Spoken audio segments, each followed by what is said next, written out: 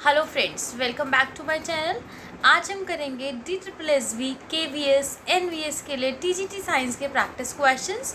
ये हमारी teaching methodology की सीरीज़ चल रही है। इससे पहले हम एक लेक्चर और कर चुके हैं। अगर आपने वो नहीं देखा हो तो उसको ज़रूर से विज़िट करो। So let's start our question number 1। Question number 1 is which of the following statement can not be considered a characteristic of learning. इनमें से कौन सा स्टेटमेंट लर्निंग का कैरेक्टरिस्टिक को हम कंसीडर नहीं कर सकते हैं। So options are, first option is learning is limited to educational institutions. क्या ऐसा है लर्निंग सिर्फ एजुकेशनल इंस्टीट्यूशंस में लिमिटेड हो गई है, एजुकेशनल इंस्टीट्यूशन के अलावा लर्निंग कहीं भी नहीं है? नो, ये तो बिल्कुल गलत है। Next is learning is a life long process. जो लर्निंग है वो लाइफ लॉन्ग प्रोसेस है, बिल्कुल सही बात है। हम वर्म टू टर्म तक सीखते हैं। जब से हम अपनी माँ के गर्भ में आते हैं और अपनी डेथ तक टर्म तक सीखते हैं हम, इसलिए बोला जाता है learning is a warm to term process. Next is learning influences all aspects of behaviour. जो लर्निंग है वो सारे एस्पेक्ट्स ऑफ बिहेवियर को इन्फ्लुएंस करती है, बिल्कुल सही बात है। अगर हम कोई चीज़ लर्न कर रहे हैं तो हमारा इमोशनल डेवलपमेंट भी होगा, हमारा साइकोलॉजिकल डेवलपमेंट भी होगा, सोशल डेवलपमेंट भी होगा। इट मीन्स सारे एस्पेक्ट्स को इन्फ्लुएंस कर रही है। Next is learning depends on physical growth and mental maturity. Learning physical growth और मेंटल मेच्योरिटी पर डिपेंड करती है, बिल्कुल सही बात है, जैसे मैंने आपको अभी ऑप्शन नंबर 3 में समझाया। सो क्वेश्चन क्या था हमारा, can not be considered a characteristic of learning. इनमें से कौन सा कैरेक्टरिस्टिक ऑफ लर्निंग नहीं है? तो कौन सा नहीं है? That is 1। So answer is option number 1। Learning is limited to educational institutions. Clear हो रहा है? चलते हैं नेक्स्ट क्वेश्चन पे। Next question is a progressive classroom is characterised by. जो एक प्रोग्रेसिव क्लासरूम है वो किससे कैरेक्टराइज्ड है? क्या क्या कैरेक्टरिस्टिक्स होनी चाहिए प्रोग्रेसिव क्लासरूम की? First is mobile teacher. Teacher mobile होनी चाहिए। मोबाइल मतलब क्या हो गया? टीचर के हाथ में मोबाइल होना चाहिए? नहीं, बिल्कुल नहीं। मोबाइल टीचर का क्या मतलब हुआ? Mobile teacher is that teacher जो फ्लेक्सिबल है, टीचर पूरे अपने क्लास में राउंड लग रही है, पूरे मोबिलिटी फॉलो कर रही है और अपने सारे बच्चों को इंडिविजुअली भी और ग्रुपिंग में भी उनकी इंडिविजुअल उनको लर्निंग प्लान दे रही है और उनकी ग्रुपिंग में भी उनके ग्रुप्स बना रही है। मतलब जैसे बच्चों को समझ आ रहा है उस टाइप से वो सारी एक्टिविटीज़ और सब कुछ कर रही है। सो मोबाइल टीचर ये हो गया कि प्रोग्रेसिव क्लासरूम की कैरेक्टरिस्टिक है, बिल्कुल सही बात है। टीचर मोबाइल होनी चाहिए, उसे सारे बच्चों के अकॉर्डिंग सारी चीज़ों को करना चाहिए, ठीक है। जैसे बच्चे, क्योंकि ये हमारी एजुकेशन क्या है? लर्नर सेंटर्ड एजुकेशन है। Next is flexible grouping. बिल्कुल सही बात है, ग्रुपिंग फ्लेक्सिबल होनी चाहिए। इसका क्या मतलब हुआ कि वो क्लास में किसी भी टाइप के ग्रुप्स बना सकती है, पीयर ग्रुप बना सकते हैं, जिससे कि बच्चे इजीली पीयर ट्यूटोरिंग भी कर सके। Next is autonomy to children. बच्चों के पास ऑटोनॉमी होनी चाहिए किस चीज़ की? कि वो अपने लर्निंग गोल्स बना सके, उनको मीट कर सके, एक्टिविटीज़ फाइंड आउट कर सके उससे related. So this is also correct. Now the fourth is provisioning of a lot of material. बहुत सारे मटेरियल्स होने चाहिए, बिल्कुल सही बात है। सो आंसर इज 1, 2, 3 और 4। इट मीन्स चारों ही सही हैं, चारों ही कैरेक्टरिस्टिक है प्रोग्रेसिव क्लासरूम की। सो आंसर इज ऑप्शन नंबर 4। चलते हैं नेक्स्ट क्वेश्चन पे। अगर वीडियो अच्छी लग रही है तो लाइक करो, शेयर करो अपने फ्रेंड्स के साथ और चैनल को सब्सक्राइब करो। Now the next question is the learner centred approach involves. जो लर्नर सेंटर्ड अप्रोच है वो क्या इन्वॉल्व करती है? First is methods where learners own initiative and efforts are involve in learning. क्या है लर्नर सेंटर्ड अप्रोच? वो मेथड जहाँ पे लर्नर्स के खुद के इनिशिएटिव, वो क्या इनिशिएटिव ले रहे हैं, क्या एफर्ट्स कर रहे हैं, इन्वॉल्व होते हैं लर्निंग में, बिल्कुल सही बात है।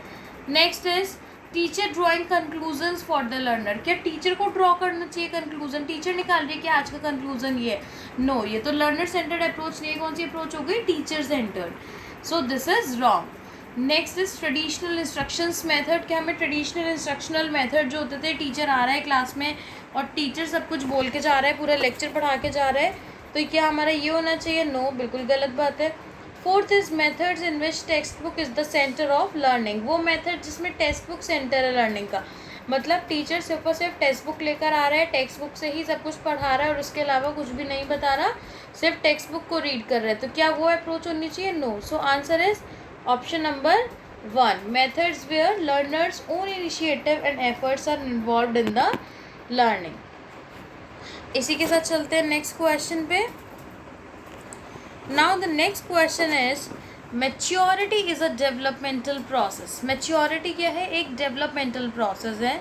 Statement 1। Statement B is maturation and learning work together to promote the development of an individual.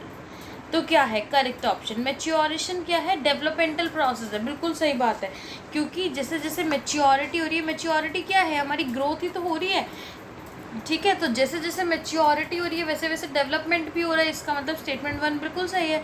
Statement 2 is maturation and learning work together to promote the development of individual. जो maturation हो रहा है और लर्निंग वर्क है, दोनों ही क्या कर रही है? डेवलपमेंट कर रही है इंडिविजुअल का। ये भी बिल्कुल सही है। So it means that both are true. Option number 1, both A and B are true. इसी के साथ चलते हैं नेक्स्ट क्वेश्चन पे। Next question is which of the following is और are not belong to the same group of arts. इनमें से कौन सा सेम ग्रुप ऑफ आर्ट्स को बिलोंग नहीं करता? First is Patachitra, second Kolam, third Yakshagana. तो अगर हम इसको देखें, ये तीनों ही क्या है? हमारी फॉर्म ऑफ आर्ट्स है। तीनों ही फॉर्म ऑफ आर्ट्स है, लेकिन इन तीनों ही फॉर्म ऑफ आर्ट्स में जो हमारा ये है फर्स्ट वाला पाटचित्रा और कोलम, ये क्या है? हमारी आर्ट फॉर्म्स हैं, ठीक है। और जो यक्षगंगा है, यक्षगंगा क्या है? हमारी थिएटर फॉर्म है। इट मीन्स दैट जो पाटचित्रा है वो कहाँ की है? हमारी केरल उड़ीसा की। और कोलम कहाँ की है? तमिलनाडु की। ये दोनों ही वहाँ की ड्राइंग फॉर्म से, आर्ट फॉर्म से पेंटिंग बनाई जाती है। लेकिन जो यक्षगंगा है वो क्या है? हमारी थिएटर फॉर्म। तो इसका मतलब कौन सा इनसे ग्रुप से नहीं बिलोंग कर रहा है? Third, Yakshagana. Answer is option number 3। इसी के साथ चलते हैं नेक्स्ट क्वेश्चन पे। Next question is which one of the following is an instance of gender discrimination. इनमें से कौन सा एक इंस्टेंस है जेंडर डिस्क्रिमिनेशन का? So first is mentioning names of both parents in the progress report of child. ये तो gender discrimination नहीं है, क्योंकि हमने दोनों ही पेरेंट का नेम को इन्वॉल्व किया है, मदर को भी और फादर को भी। तो जेंडर डिस्क्रिमिनेशन नहीं है। Second is encouraging girls to pursue non conventional courses. Girls को हम एनकरेज कर रहे हैं कि वो नॉन कन्वेंशनल कोर्स भी करें, ये भी कोई जेंडर डिस्क्रिमिनेशन नहीं है। Next is respecting women and their need for some privacy. हम वुमेन्स को रेस्पेक्ट कर रहे हैं उनकी नीड के लिए और कुछ प्राइवेसी के लिए। जेंडर डिस्क्रिमिनेशन है? No. Next is men are paid more salary than women for doing the same job। ये जेंडर डिस्क्रिमिनेशन है कि हम एक ही काम कर रहे हैं, मैन भी एक ही काम कर रहा है, वुमेन भी एक ही काम कर रही है, लेकिन हम मेन को ज़्यादा सैलरी दे रहे हैं एज़ कम्पेयर टू वुमेन। तो ये क्या हो गया? हमारा जेंडर डिस्क्रिमिनेशन। जेंडर डिस्क्रिमिनेशन क्या होता है? जहाँ पे हम किसी एक जेंडर को ज़्यादा प्रेफर कर रहे हैं, ठीक है। तो आंसर इज ऑप्शन नंबर 4। चलते हैं नेक्स्ट क्वेश्चन पे। Assertion. This is the assertion reason question. Assertion is creativity is limited to only artists, scientists and poets. क्या जो creativity है वो सिर्फ और सिर्फ किसके लिए लिमिटेड है? आर्टिस्ट के लिए, साइंटिस्ट के लिए, पोइट्स के लिए? क्या सिर्फ इन तीनों के लिए ही क्रिएटिविटी होती है और बाकी किसी के लिए क्रिएटिविटी नहीं होती? बिल्कुल गलत। नेक्स्ट इज क्रिएटिविटी तो सबके लिए होती है। हमारा क्लास में जो बच्चा बैठा है वो भी क्रिएटिव हो सकता है। Anybody can be creative. Now the reason is manual work like carpentry, cooking does not have any scope of being creative. ये भी बिल्कुल गलत बात है। जो कारपेंट्री का काम है या जो कुकिंग का काम है, क्या इसमें कोई भी स्कोप नहीं है क्रिएटिव होने का? बिल्कुल गलत बात है। कितना स्कोप है ना? स्कोप तो किसी भी चीज़ में हो सकता है क्रिएटिव होने का। हम अपनी क्रिएटिविटी किसी भी वर्क में शो कर सकते हैं। It means both A and R are false.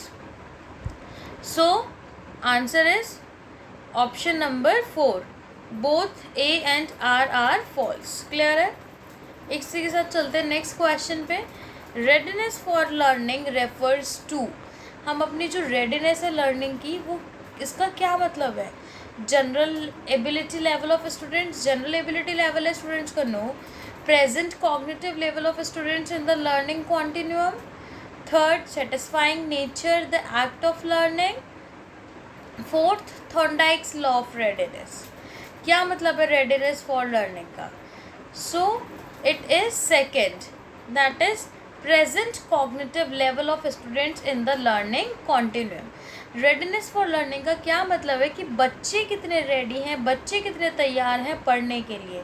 और वो सिर्फ ये नहीं है कि बच्चे तैयार हैं, बच्चे हर तरीके से तैयार होने चाहिए।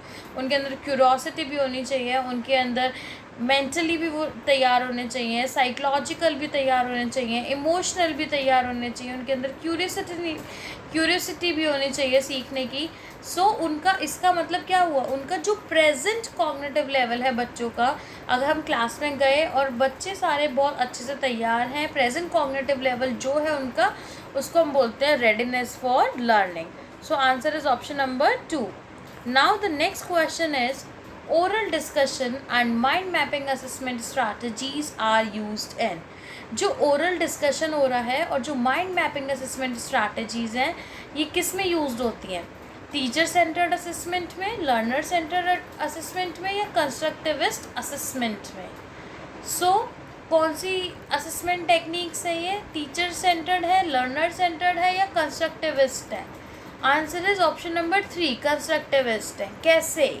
जो ओरल डिस्कशन हो रहा है, ओरल डिस्कशन में क्या हो रहा है, हम बच्चे को अलाउ कर रहे हैं कि that the learner will tell about its thought process, उसका जो थॉट प्रोसेस है, जो उसके कॉन्सेप्ट्स हैं, क्लैरिटी है जो उसको आ रही है समझ, ठीक है, जो उसकी अंडरस्टैंडिंग है, हम उसको वो अलाउ कर रहे हैं डिस्कस करने के लिए। इसका मतलब क्या हुआ कि वो जो उसके टॉपिक्स हैं, जो कॉन्सेप्ट्स हैं, वो उनको क्या कर रहा है, कंस्ट्रक्ट कर रहा है, ठीक है। और सेकंड क्या है, mind mapping assessment. Mind mapping क्या होता है, माइंड मैप्स जैसे हम साइंस में बनाते हैं, माइंड मैप्स बनाते हैं चैप्टर का, तो माइंड मैप क्या कर रहा है, माइंड मैप लर्नर खुद बनाएगा। इसका मतलब वो अपनी क्रिएटिविटी यूज़ कर रहा है, कंस्ट्रक्ट कर रहा है चीज़ों को, और माइंड मैप से क्या समझ आएगा उसको, वो खुद से प्रोड्यूस कर रहा है, उसका एक चैप्टर का उसको ओवरव्यू मिल जाएगा, ठीक है। So this is constructivist assessment, क्योंकि दोनों ही टेक्निक्स में लर्नर खुद से कंस्ट्रक्ट कर रहे हैं। Now the next is inclusive education is carried out. Inclusive education कहाँ पे होता है? सेपरेट लर्निंग एनवायरनमेंट में हो रहा है, कॉमन लर्निंग एनवायरनमेंट में हो रहा है, स्पेशल एम्फेसिस दे रहे हैं हम ऑन रिमूवल ऑफ डिस्पैरिटीज़, जो भिन्नताएं हैं उनको हटाने के लिए एक स्पेशल एम्फेसिस दे रहे हैं, एक स्पेशल कुछ कर रहे हैं हम। या fourth is where students are segregated on the basis of their disabilities, जहाँ पे हम स्टूडेंट्स को सेग्रीगेट कर रहे हैं, अलग कर रहे हैं उनकी डिसेबिलिटीज़ के बेसिस पे, तो ये तो बिल्कुल गलत है। इंक्लूसिव एजुकेशन का मतलब क्या होता है? Education for all. Education for all मतलब सारे ही बच्चों को, वेदर दे आर नॉर्मल और वेदर दे आर डिसेबल्ड, सारे ही बच्चों को हमें क्या करना है, एक कॉमन एजुकेशन प्रोवाइड करनी है, एक कॉमन लर्निंग एनवायरनमेंट में। So answer is option number 2। इसका मतलब क्या हुआ, जो लर्नर्स डिसेबल्ड हैं या कुछ टाइप की डिसेबिलिटी है उनको हमें क्या करना है, मेन स्ट्रीम करना है। जो हमारी नॉर्मल पीपल है उसके साथ हमें मेन स्ट्रीम करना है, और वो भी हमें कॉमन लर्निंग एनवायरनमेंट में, सो दैट जो हमारे बाकी बच्चे हैं वो भी सेंसिटाइज हो सके, उनकी प्रॉब्लम्स को लेके अवेयर हो सके, ठीक है। So answer is option number 2। So this is the last question for today. Now अगर वीडियो अच्छी लगी हो तो उसको लाइक करो, शेयर करो वीडियो को अपने फ्रेंड्स के साथ, और चैनल को सब्सक्राइब करो ऐसे ही वीडियोस के लिए। हम इस चैनल पे DSSB, KVS, NVS, EMRS के लिए TGT साइंस की प्रिपरेशन करेंगे। अगर आपको TGT साइंस के लिए आप प्रिपेयर कर रहे हैं, so do subscribe the channel. Okay, bye bye, let's meet in another video.